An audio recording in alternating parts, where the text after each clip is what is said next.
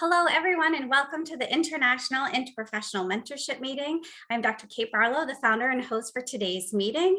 It's February 7th, 2022, and today Dr. Susan Bazyk is here to talk about the promotion of positive mental health for children and youth. Please mute yourselves during the presentation and hold all questions until the end. You can also type your questions into the chat box, and I will write them down for the Q&A session.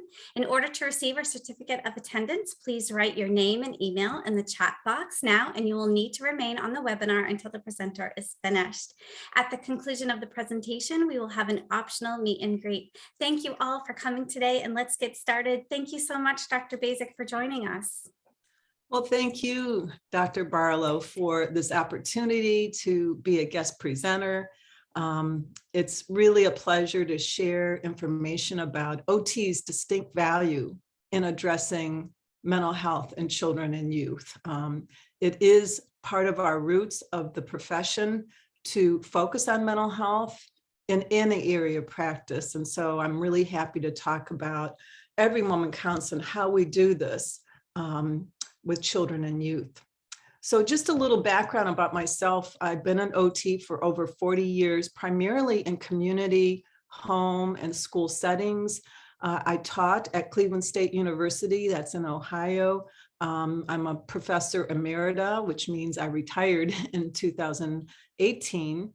And I'm the founding director of Every Moment Counts, which is the focus today. I'm also a Fulbright specialist, which does mean that I can be hosted across the globe to be involved in professional development. And so I was fortunate in 2020, right before the pandemic, to go to New Zealand. I was hosted by Emma Tokalahi, an occupational therapist, researcher, and practitioner, right before the pandemic. So if anybody is interested in bringing me to your country, please email me. So the purpose of today is just to give you a brief introduction to Every Moment Counts, to describe a tiered approach to mental health, which focuses on, this initiative focuses on universal and targeted promotion and prevention. And then I'll show you the website. I'll give a very brief overview of our major initiatives. And I will say, in today's context, especially due to the pandemic, we know that attention to children's mental health is critical. It's needed now more than ever. Children are dealing with added stress due to quarantining, going to school remotely in many countries, also dealing with sick family members and possibly death of family members. There are a lot of children who have lost parents. So we kind of have seen an occupational deprivation due to the pandemic. Kids can't do as much as they used to do because of quarantining and even wearing masks. And what we are seeing now, 2 years later, is really some reduction in their skills and their occupational functioning. So knowledge is critical and knowledge guides practice. We're great observers of children or people that we serve in any context. And our observations are guided by the many lenses we wear that reflect our knowledge base. So we could look at these two young girls eating lunch together, and we could certainly tune into their sensory processing. How do they tolerate being close to their peer? How do they tolerate noise in the cafeteria during lunch where it's louder? How do they tolerate all the smells in the cafeteria? We could consider their mealtime skills. Are they independent eating? Are they eating healthy foods? Are they engaging in meaningful conversations? We could certainly look at fine motor social participation, as I just mentioned, and self-regulation. Well, today we're going to focus on mental health, what that looks like, and how do we address it. So we, as skilled therapists, combine all of this knowledge that we have in a lens in looking at the world where we work.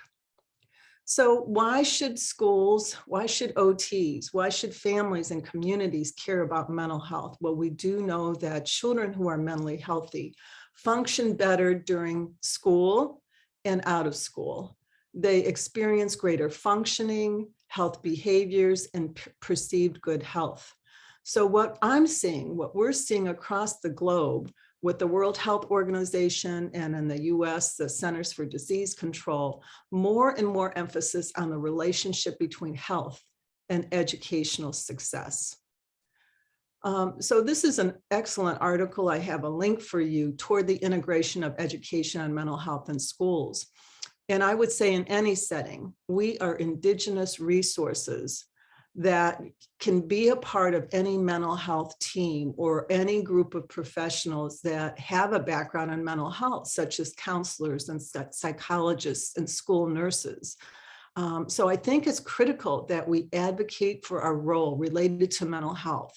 All OTs have a background in psychopathology, on group process, evaluation and intervention for people with mental health challenges.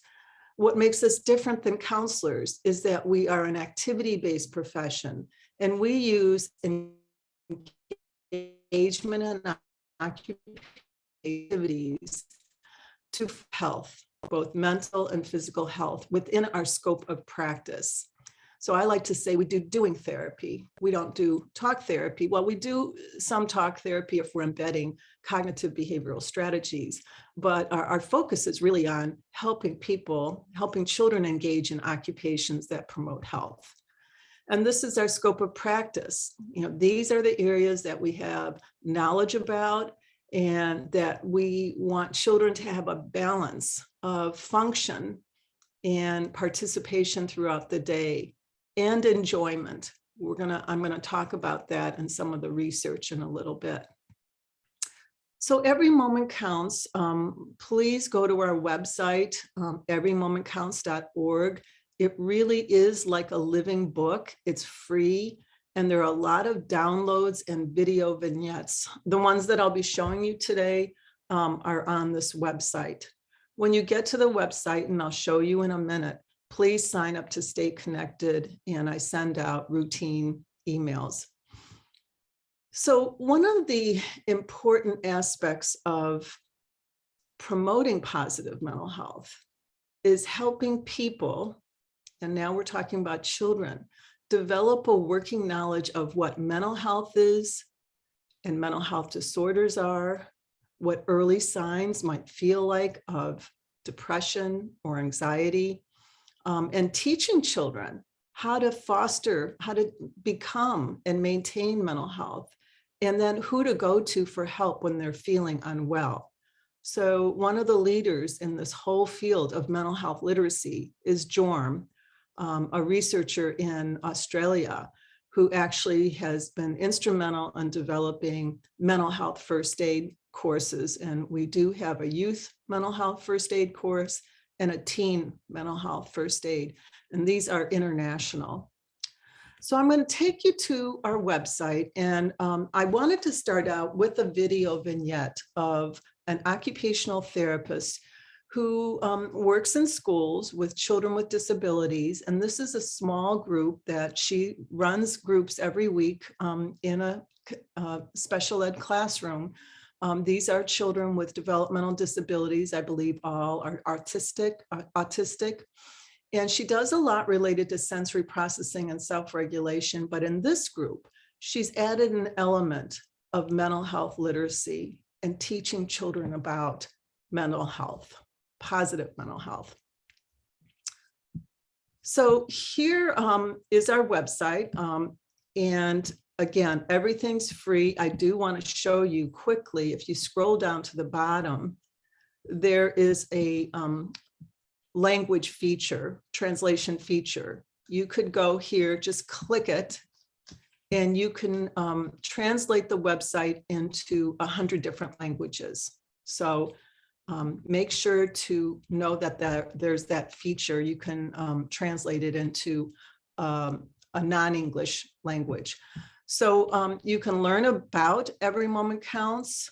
the foundation information, which I will review quickly today, about positive mental health, a public health or tiered approach to mental health, what tier 1 services look like, tier 2 and tier 3. Our initiatives are here, embedding strategies, which I'm going to start talking about. And then I'll review some of the other ones, the cafeteria program, our recess program, and our focus on leisure. So let's go to embedded strategies. All the pages are similar with a lot of the content on the right. You have little drop-down areas for more detailed information. On the left, we have a lot of free downloadable materials. So these are all free.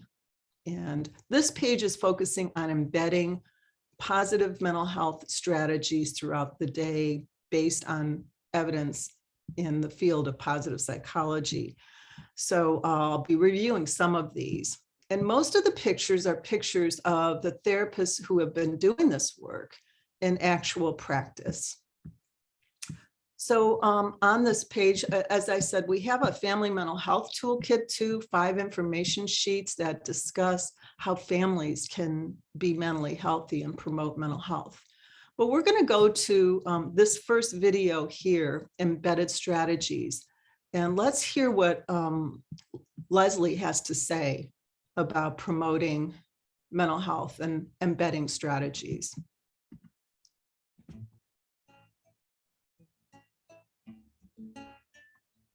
Mental health is more than the absence of mental illness. It is something. It's feeling good. It's doing well. And that when kids and adults are engaged and love what they do, that impacts their level of happiness and it impacts the level that they engage in that activity. All of that is really important for kids in schools. Hi, my name is Leslie Falkinder, and I'm an occupational therapist here at Willoughby Eastlake Local School District. I'm working on embedding strategies into the normal school day, strategies that anyone can have available to them at their fingertips that work on the issues that have already been identified for the students, but also really help kids that are at risk for not doing well in school and not feeling good about what they're doing. So kids that may be at risk for developing mental health issues. I do a group once a week with the students that are in the classroom. We talk a lot about self-regulation and sensory processing and how that impacts what our sensory needs do that impact our ability to regulate our emotions. The group has really focused a lot on teaching those skills in a very structured way, in a structured setting, with the hopes that as the children become independent self-regulators, they can realize, what do I need to do to get myself back to feeling calm? So those are my goals the whole time, all year. The overarching goal is just self-regulation and to advocate for yourself, for your sensory needs. Oops. So what I love about that video is Leslie talks about mental health in everyday natural ways.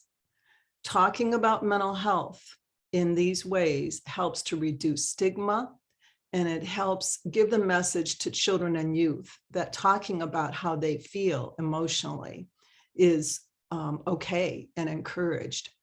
So in that video, there was a little boy who you saw wearing sound deafening earphones. He was a young boy. He is a young boy, autistic, who has a lot of anxiety.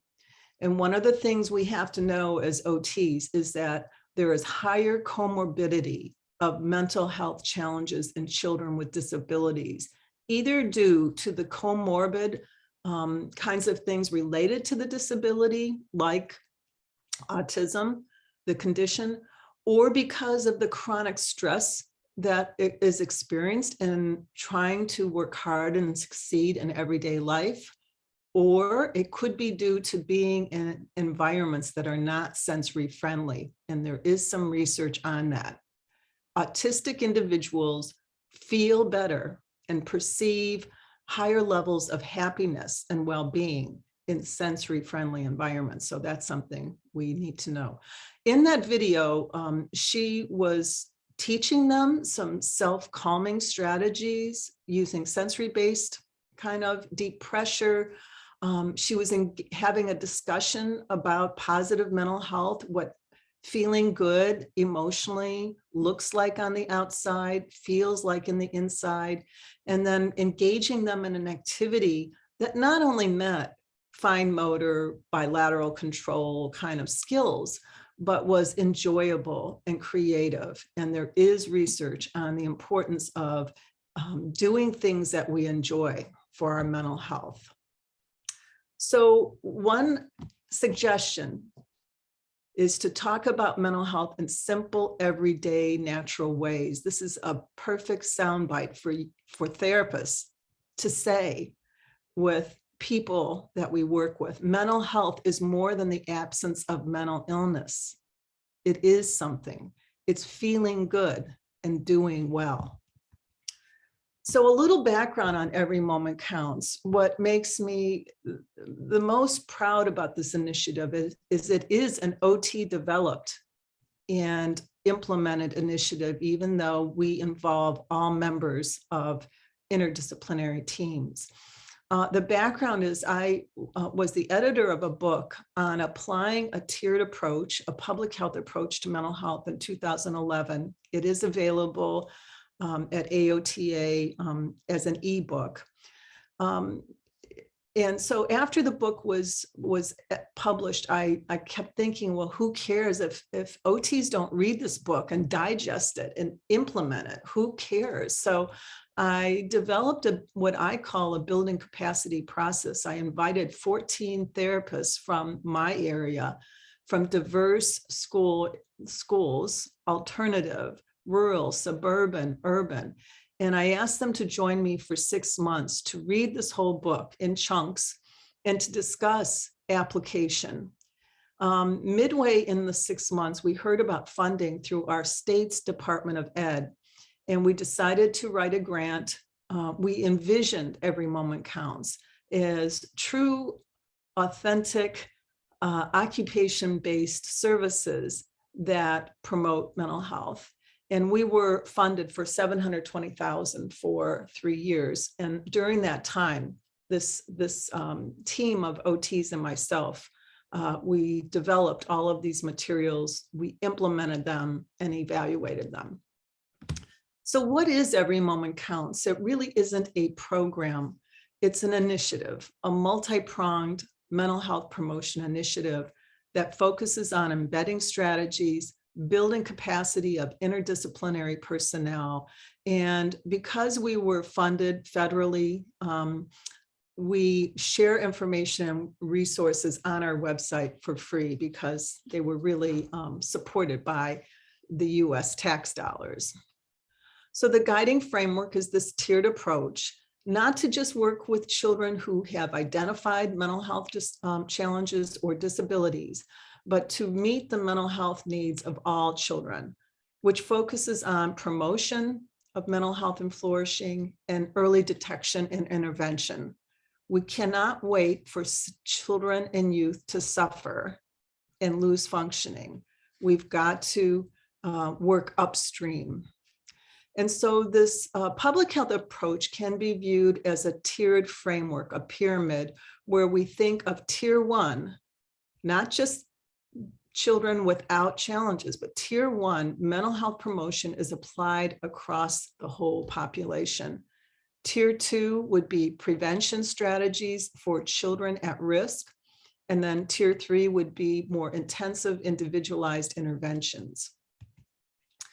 And it's important to kind of tease out what these words mean. I find that there tends to be a lot of focus on prevention in the literature and intervention for those with diagnosed problems. But mental health promotion is a field in and of itself. And mental health promotion is kind of what I've already talked about, mental health literacy and teaching children how to become mentally healthy and take care of their mental health, just like we teach them how to take care of their physical health. Part of it also includes teaching coping strategies and strength-based approaches. Prevention is reducing risks of mental health challenges. So we're going to tune into at-risk groups, loners, children who struggle with obesity, live in poverty, have experienced trauma. There's a whole list. And prevention strategies might involve some more targeted small group interventions like a lunch bunch group or a recess group or an after school group. And making accommodations, modifying the environment and embedding strategies to reduce symptoms throughout the day. And then intensive individualized focuses on diminishing symptoms and promoting participation in mental health. So that's tier 3. Every moment counts. As I mentioned, we decided to focus on mental health promotion because we saw schools in the US focusing a lot on tier 3 and maybe some tier 2, but really we also focus on inclusion of students with disabilities and or mental health challenges with non-disabled peers, on integrating our services in natural context throughout the day. And in order to integrate successfully, we need to collaborate among all relevant stakeholders, whether it's school, community, or even clinic. So this is an example, Savannah in a school near me. She wanted to play the violin. She has Down syndrome, and the occupational therapist actually integrated her services in the music class orchestra to help Savannah with some of the bilateral control and fine motor skills she needed to participate. So integrating services goes beyond consultation to definitely modifying the environment or task, using co-teaching strategies in the classroom or in different settings, coaching strategies, which we use in our cafeteria and recess programs with the cafeteria and recess supervisors, small group interventions, and then universal programs, which I will mention. Since every moment counts, consciously focuses on what positive mental health is and how to promote it. I'm going to have you look at these slides, and I want you to think about whether the children look mentally healthy and determine why you made that assessment, because this is what we need to do throughout the day wherever you're working. So look at them and think about whether they look mentally healthy.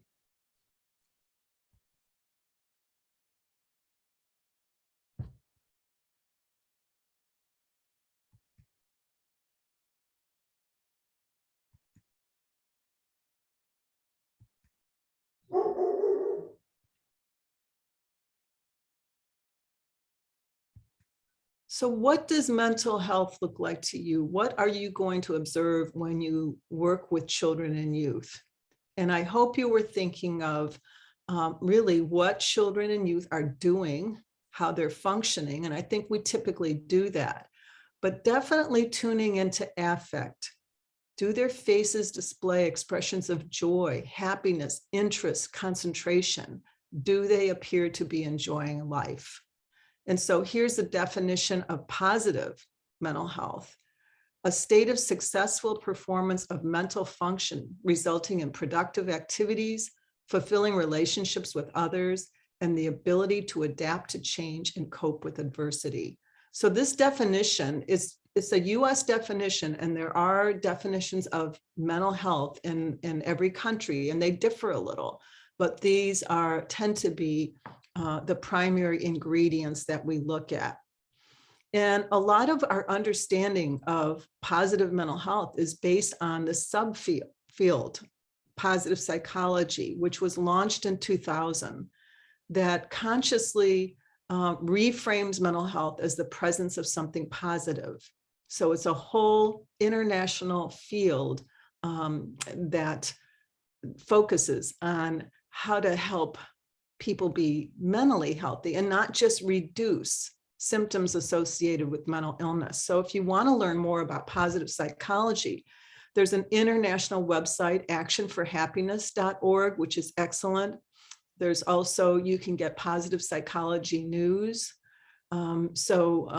These are excellent resources. You could also take a free online course through Coursera on positive psychology. They have a lot. They have a lot. It's free. And I did take one by Dr. Barbara Fredrickson, which was excellent.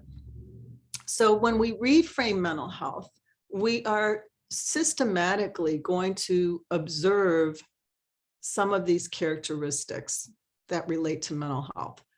Positive affect or emotional state. So tune into children's faces throughout the day. They don't have to smile all day, but we want to look for a ratio, a 3-to-1 ratio of positive to negative emotions. And that's based on Barbara Fredrickson's research as an emotion theorist.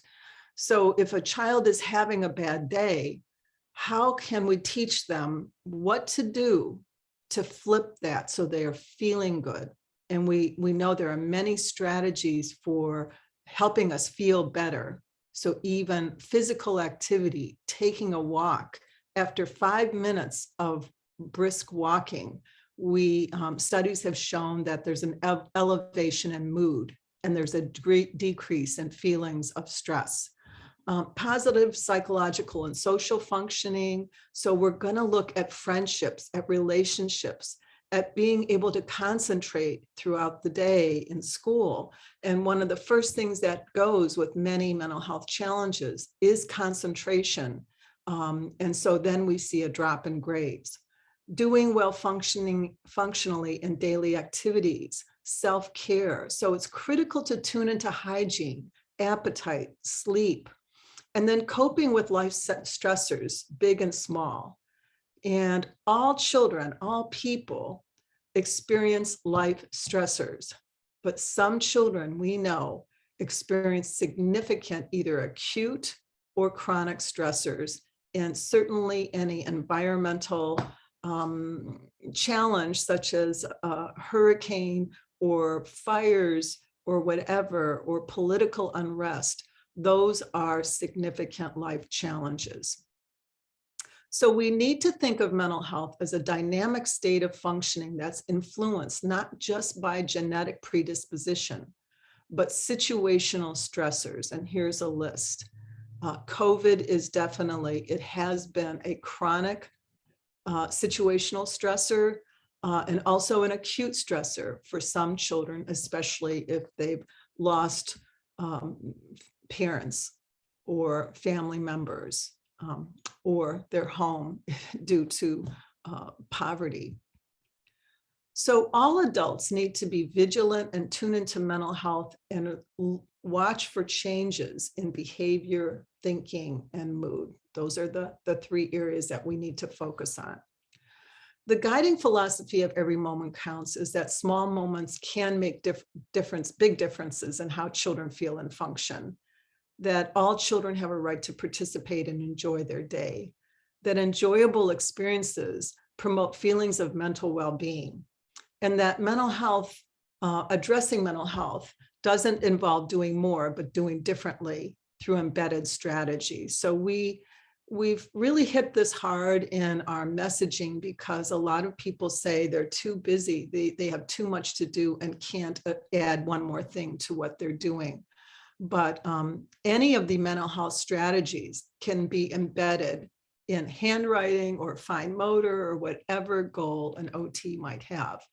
And so our message also is that everybody needs to be a mental health promoter. And we believe OTs can be leaders in helping other personnel be mental health promoters.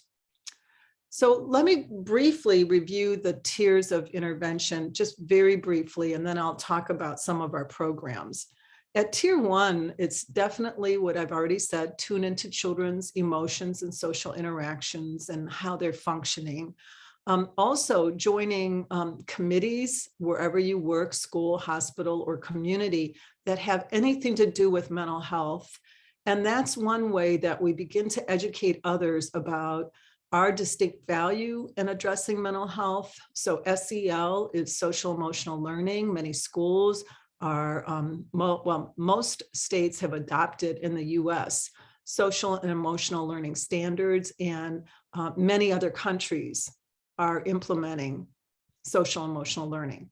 PBIS, positive behavioral interventions and supports, are adopted in most states in the US, and even in New Zealand, they have PB4L. So that's very commonly. So it's really promoting positive behavior.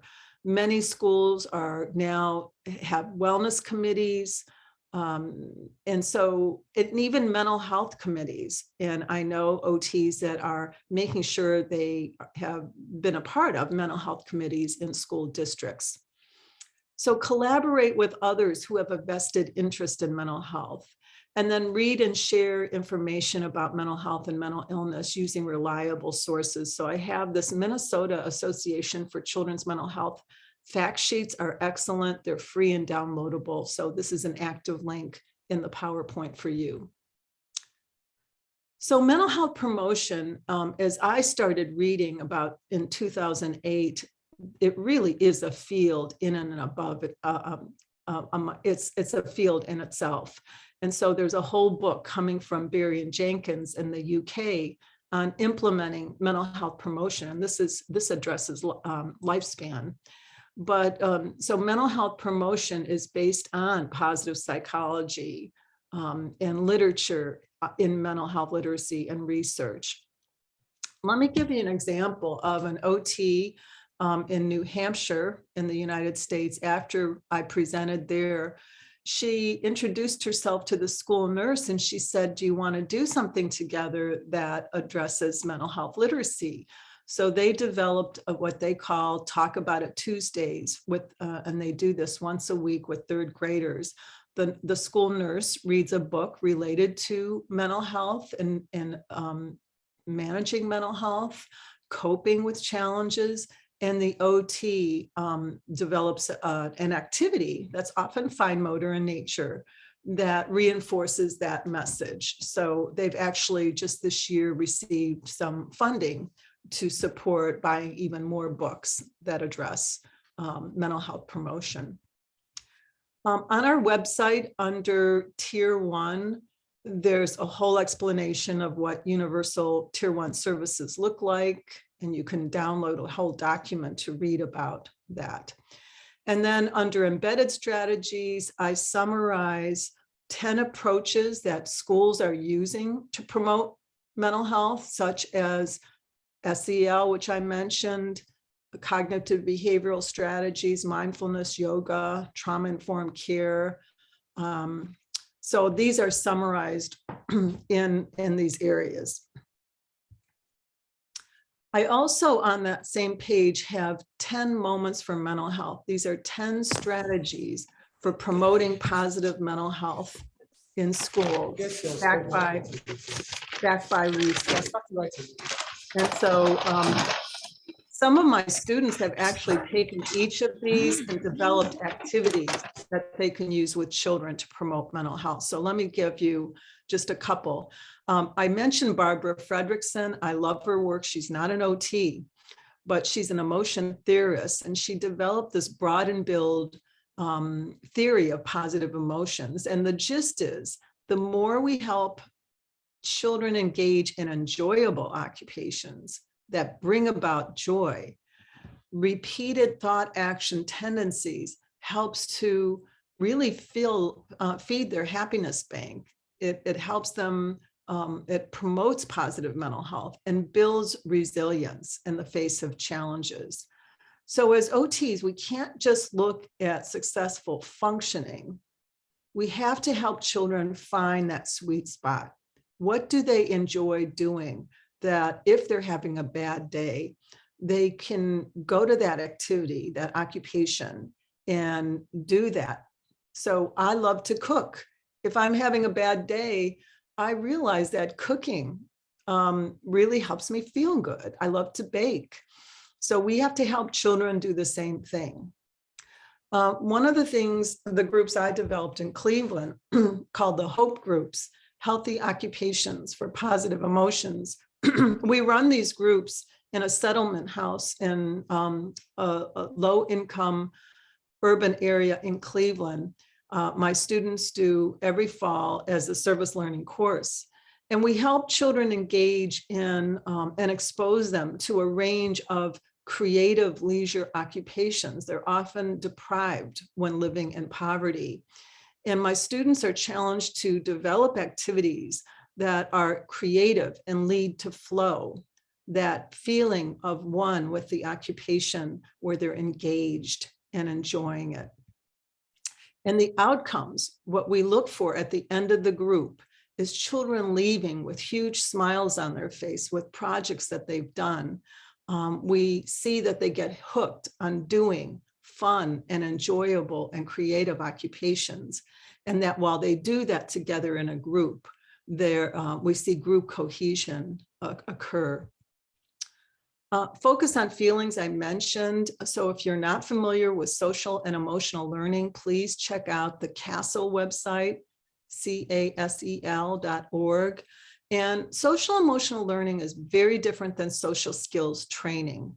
It's helping children tune into their emotions, develop a feeling vocabulary, talk about feelings and safe relationships, think about how feelings impact their behavior, and regulate behavior based on thoughtful decision making. So here's a fun website, Do to Learn. You can actually help children at this website to scroll over a word, see a picture of that feeling, and talk about and expand their feeling vocabulary from just angry and happy to I was disappointed, I'm enthusiastic. Also, you can at Tier 1 raise awareness, host a mental health awareness day event. Most countries have these. We have these posters on our website. This poster was developed by a high school student in a graphic design class. So you can teach children and youth about positive mental health and help them develop materials for their school to educate others about taking care of your mental health. We have lots of downloadable information sheets that you could use with children and youth to talk about taking care of their mental health. And this in a group, my students had students read the handout, and then they brainstormed and talked about just in this very simple activity, how to take care of their mental health.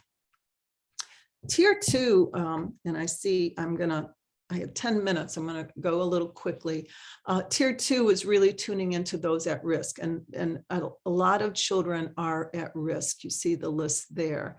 And so the thing we have to remember is at this level, many children are not identified yet. They're developing maybe some early signs. And so we have to be very vigilant and tune into signs that a child might be experiencing some anxiety. Chronic stress can lead to actually an anxiety disorder. And early signs of depression, anxiety, and many disorders are a reduction in participation often in the areas that we address, like ADLs, a loss of grooming skills, sleep issues. And that's why sleep hygiene is an important part of our role as OTs. What do we do at Tier 2? We're going to think about more targeted interventions, so small group interventions, as I mentioned before. We all have a background in occupation-based groups, and we can run these if you're in a school during lunch or recess, or if you're in a clinic after schools. We make accommodations to modify the demands wherever they're functioning. So they may need to be modified to reduce stress. We can use co-teaching strategies like the zones of regulation and embed that in schools. Many schools have adopted that as a part of their curriculum. And embedding strategies such as mindfulness, yoga, deep breathing, and our Calm Moments Cards program has 17 handouts that really give you ideas for how to do this depending on a situational stressor. So going to our initiatives, I've covered embedded strategies. Let me go to our cafeteria and recess programs. And I do want to show 2 more videos. So I may not go over all of these slides, but cafeteria and recess are critical times for reinforcing soft skills, such as how to be a good friend, how to respect differences and include others. But oftentimes supervisors, and this is in US schools as well as I presented in the UK and New Zealand, oftentimes supervisors aren't really given the information they need to promote positive behavior in large groups. So in this universal program, we tune in to students who may be struggling. Okay, these 2 programs, and we have posters and video vignettes. They're all about helping children enjoy their time, enjoy a meal during lunch, time with friends, and enjoy active play during recess. They're 6-week, 1 day a week push-in programs. And our role as OTs is not one-on-one intervention. It's a universal program where we're really building capacity of supervisors to be effective, for students to learn those soft skills, and modeling. We model appropriate interactions and activities. So each week for both programs has a theme. We focus a lot on fostering friendships. Instead of bully prevention, we want children to learn how to be a good friend. Mealtime conversations, respecting differences and including others, understanding the sensations of the cafeteria and respecting differences, and healthy food choices. So let's go to this video to hear more about the program. I think videos are always helpful. And here's our comfortable cafeteria. Each initiative has a similar page with, you could really think about it as like a manual for learning about this program and how to implement it. So we have information sheets, posters, coloring sheets, bookmarks, and 10 steps for how to implement the program. And then for each of the 6 weeks, we have a lesson plan for what to do during that. And it's only like a 5-minute little lesson for students, but they learn a lot in that lesson.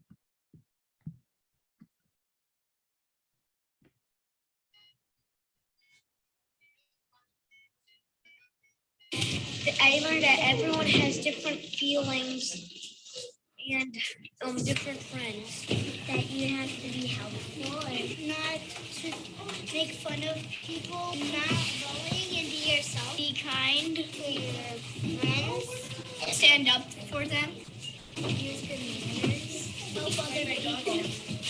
The whole purpose of the Comfortable Cafeteria program is to create an atmosphere in which children enjoy their meals at school. An important part of my job was to educate the cafeteria supervisors about how to accomplish this. It was a school-wide approach, so children with and without disabilities participated in it.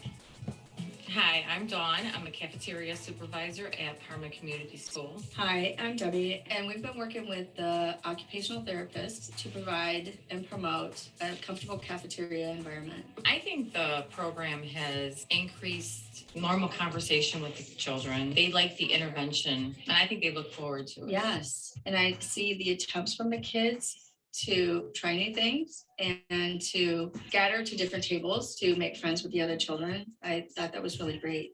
I think it's helped me in the sense, outside of the children that we're working with the program, I will implement it in the other grades. I'm always trying to encourage them to try something new. Why don't you go sit with that friend over there? I see that there aren't too many people over there. Why don't you go sit with them? And then you can learn more about them. And so it's great for me to encourage them. This is what And needs to be sometimes that's done. all they need is a little Right. encouragement. This is Right. their social time, and this is the time to make a difference. Hi, my name is Ashley Raven. I'm a speech therapist here at Parma Community Elementary School. I had the opportunity to collaborate with the occupational therapist at our school in implementing this program. I've definitely seen a huge impact in the cafeteria. The students are excited to go to lunch. As the speech therapist, I found the most valuable part of this program was how it really fostered valuable conversation. So it really made them aware of appropriate things to talk about. Healthy conversations during mealtime is a life skill that you'll have to have forever. So explicitly teaching it during this program is such a valuable experience for these kids to have. Yeah, there were a few students on my caseload, and I had noticed a definite change in them from the beginning of the year until now. They're more comfortable sitting with their peers. They're having more conversations. They're more comfortable eating around their peers, and I've definitely seen an increase in these positive behaviors in some of my students.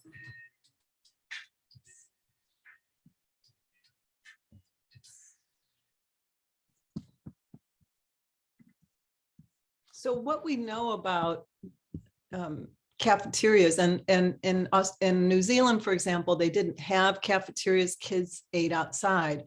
But school personnel in even New Zealand said there was a need to look more carefully at these times of the day, because they are times of the day without effective supervision and supports. We see increased bullying and children who may struggle during this time. So children with disabilities are generally eating with their peers during lunch and recess, and we've got to tune into how everybody's doing. So for these programs, we have an environmental analysis that helps you analyze the environment before you implement the program. As I said, we have lesson plans. The Refreshing Recess program is kind of like the sister program, and we are really focusing on promoting health, healthy play, healthy activities during recess. And I have another video here we don't have time for, but it shows you kind of about the benefits of the program. And we do a lot in offering active play, quiet play, like making friendship bracelets, but really engaging children in fun activities. We have newsletters that also we share with the supervisors about bully prevention, about conflict resolution and teamwork. So again, we're trying to educate the supervisors to be effective. Making Leisure Matter is another initiative that we focus on promoting leisure in children and youth. We started really focusing on children with disabilities because they tend to have more deprivation, as well as children with poverty. And there is so much literature outside the field of OT on the critical importance of leisure participation out of school on personal development and interpersonal development. So I find that it's often a forgotten occupation in the OT world, but we really need to address it. And so on that page of the website, we really do focus on a tiered approach to leisure promotion. So at the universal, targeted, and intensive level. We, from our work, developed an individual leisure coaching process.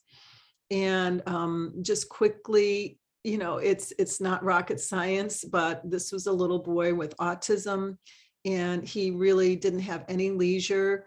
And the OT, we start a conversation about the importance of leisure and health. We get the parents on board. We use interest checklists to expose children to possibilities. This little boy, when they got to pottery on the interest checklist, said, "Oh, that sounds interesting." They found a local rec center that had it. He engaged in pottery, and he just said, "Pottery is perfect." So that's kind of a coaching strategy.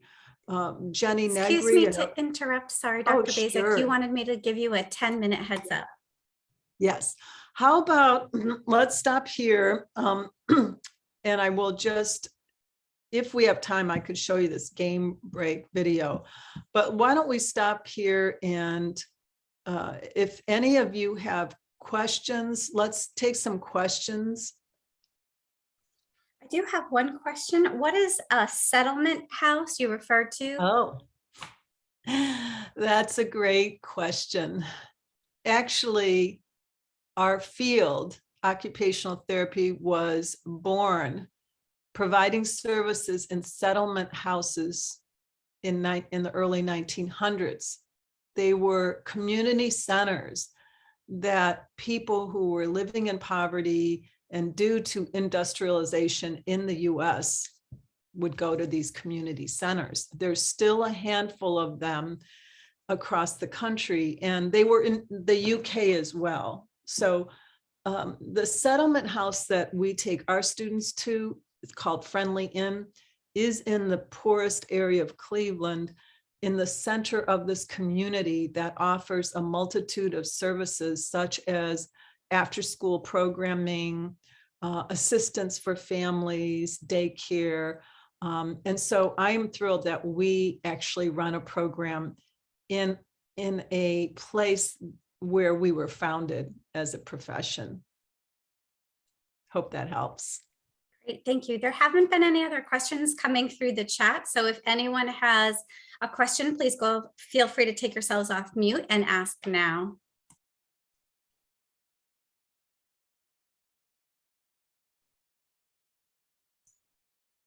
Well, I would just go ahead then, Dr. Bazyk, and I'll monitor the chat box for more questions. Okay, great. So let me show one more video, and then I will tell you about the Calm Moments cards, and then we may have a couple more minutes. So as I said, addressing leisure is a top-down kind of strategy. At this clinic, they used to just do one-on-one intervention with kids after schools, like a typical outpatient clinic, working on fine motor, perceptual motor, sensory processing. But they started developing leisure groups, and they found that many of the children that they were serving on their caseload with disabilities were experiencing bullying at school, had anxiety, and really didn't have friends, and limited leisure activities. So this was the first group that they developed. And then they, from here, developed a whole array of leisure groups. So here's our Making Leisure Matter page. And again, you can read all about the importance of leisure and the hope groups. If you're interested in the hope groups, the manual, I have a manual, and I'm willing to share it with Dr. Barlow if anybody is interested, just write in the chat box. But let's go ahead and look at this video. It's a lot of fun.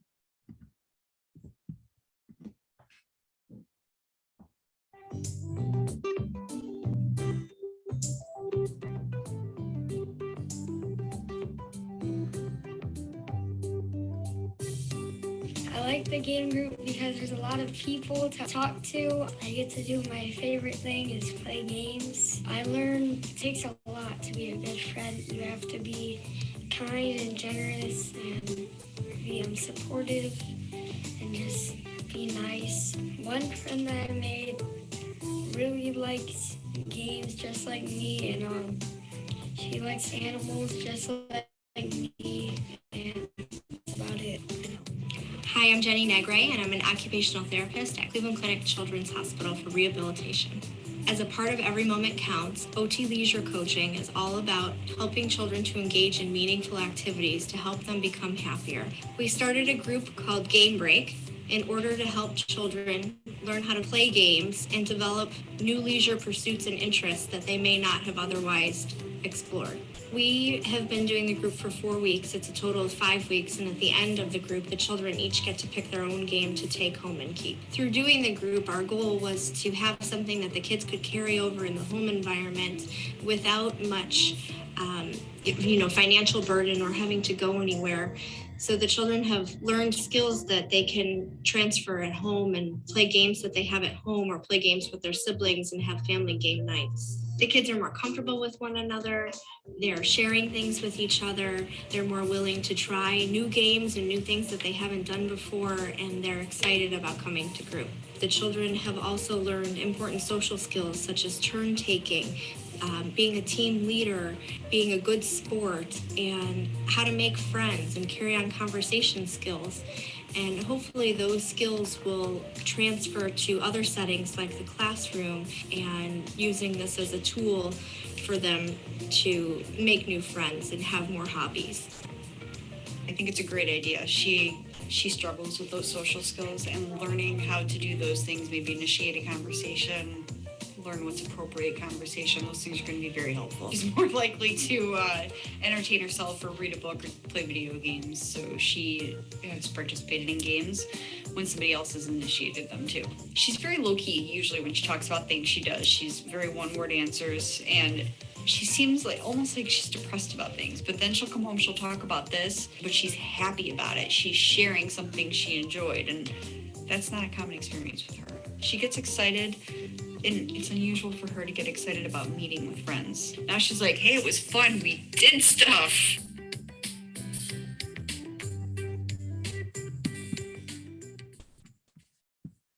So what's so key there is these children, that little girl, she never had a play date before. And after this group, she actually had her first play date with one of the girls she met in the group. She also would carry around her Uno deck during recess. And that was a strategy she used to initiate interaction with other children and play. So addressing leisure is critical. David Weiss, another OT in an alternative school for autistic students with significant behavioral challenges, he saw that his school had no extracurricular activities for children and youth. So we're talking about deprivation and social justice. And he started a school-wide Special Olympics program and embeds leisure in the physical ed curriculum with the PE teacher, starting walking clubs and even a running club, and helping kids with autism engage in community activities like marathons. One young boy with autistic, who's autistic that he works with, is now running half marathons, and it's changed his life and his family's life. The last initiative, and I will stop in a minute, is the Calm Moments cards that please check out. It's all about helping reduce stress and embed simple evidence-based strategies. And these are all free and downloadable. And we even have in the appendices activity templates for making a pinwheel for deep breathing. If you want to learn more about Every Moment Counts, there is a free online training that I co-developed with Dr. Sarah Nielsen from the University of North Dakota. She's an OT. It was funded by SAMHSA, which is an organization in the US. If you go to this link, you can access, you have to log in, but it is free, and it has 5 webinars on Every Moment Counts that you could go through and take and actually obtain contact hours. So it's really important for you to think about the gaps that you identify in your setting and think about what you will do to address mental health. So I think I showed you a lot about the website. Please, again, as you go through it, you can learn more about the foundations I covered briefly, our initiatives. And then look at this, sign up here to stay connected. And it will just ask you for your email, your name and email address and your discipline. So it's 9:01. It's whatever time where you are, but I'm open for more questions now. We had one come through the chat, and it is, I'd love to hear any thoughts on incorporating Every Moment Counts strategies in the hospital setting.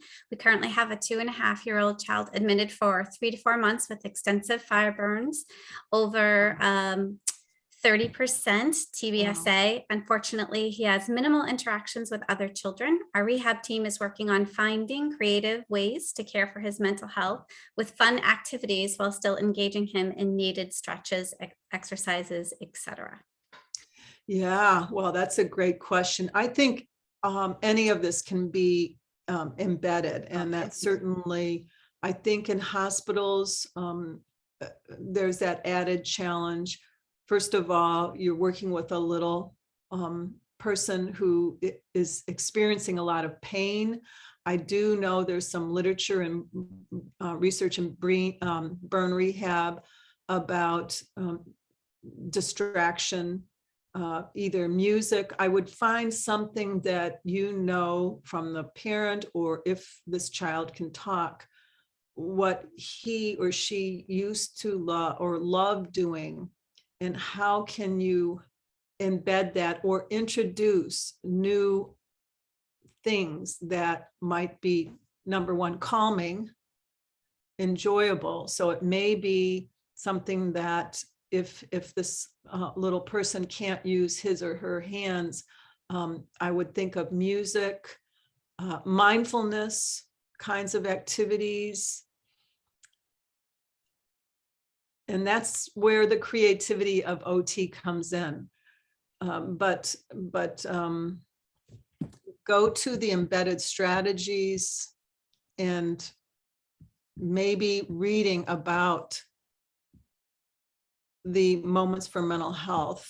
Some of these might, give you an idea of something new that you can talk about. Even talking about mental health and coping strategies